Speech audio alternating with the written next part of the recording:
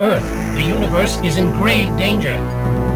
Within 24 hours, the galaxy Earth Federation will be attacked by the evil Gurzon mechanoids. Shooting across our atmosphere straight from Japan comes this 1994 release from Micronet, published in Japan by Sega and in the US by Absolute. And sorry UK, you'll have to skip this one. Is space combat shoot 'em up X-101. Reminiscent of Galaxy Force, except not nearly as well made. You fly a Y-wing looking craft with a team of squadrons blasting alien ships and other such space nuisances out of the sky. The story in a nutshell goes, in the year 2500, Earth has conquered outer space travel and has been mining resources from faraway lands. One day we receive contact from an alien form telling us Earth will be attacked. In no time at all, Earth is attacked and decimated, and our only hope is to use the advanced alien starfighter, the AX-101, to fight back. And that's where we pick up at.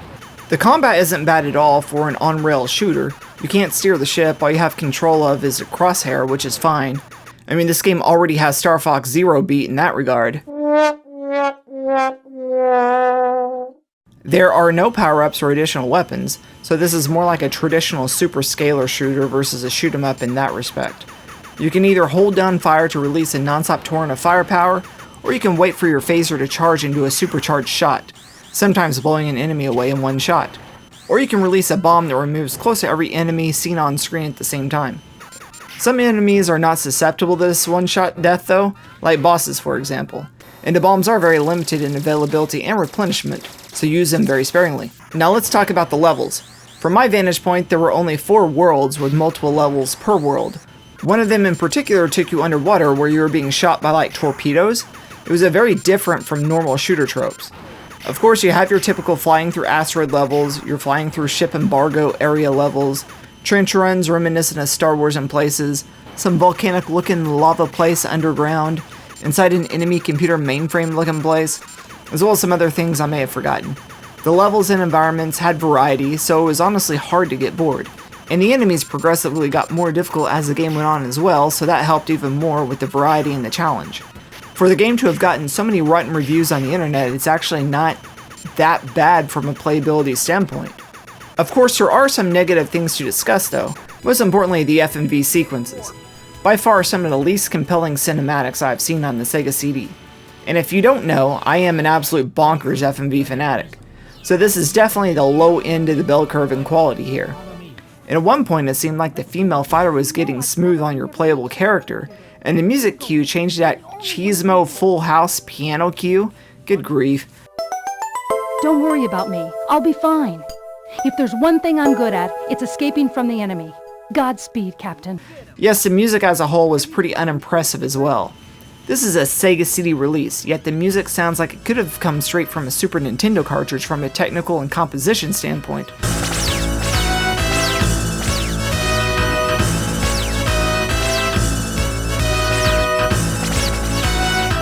Which is sad because this should be a fully composed Red Book audio. But it just sounded like FM synthesis to me. So the soundtrack was a major letdown. And during the actual flight battle, there wasn't even any background music, so that was a miss as well. But it was probably for the best, as the background music would have sounded very cartridge-based to begin with. Now this episode has been by far my biggest challenge in the series to date, most notably for the fact that there is just not much information at all on this title, nor any sort of connections of the development team members to prior or subsequent works. Mostly what I was finding were already published reviews of the game, most of which panned it as an FMV title. And to me it just seemed like lazy writing from people who clearly were not with the Sega CD from the ground floor. I just felt like this is just a straight up shoot 'em up game with cinematic cutscenes, but just cinematic cutscenes an FMV game does not make. If that's the case, then Final Fantasy X is an FMV game, and a rather dreadful one at that in execution. But I must digress. The best I could find is that AX-101 is developed by Micronet. I would essentially label them a Sega second-party dev team. They were not part of Sega, but from 1985 to 89 they developed or produced only Sega titles for PC platforms, and then starting in 1989 every game they made were Sega console exclusives, supporting from the Sega Mega Drive in Japan all the way up to the Dreamcast. Micronet were also the geniuses that brought us the amazing Revengers of Vengeance on the Sega CD, which I'll be reviewing that one much later. What a masterpiece that was. So yeah, if you read the reviews and thought this was just a junk FMV title, think again. While yes, it has a lot of FMV sequences, The game is not an FMV game, it's totally a shooter. So if you enjoy shooters, definitely give AX101 a go.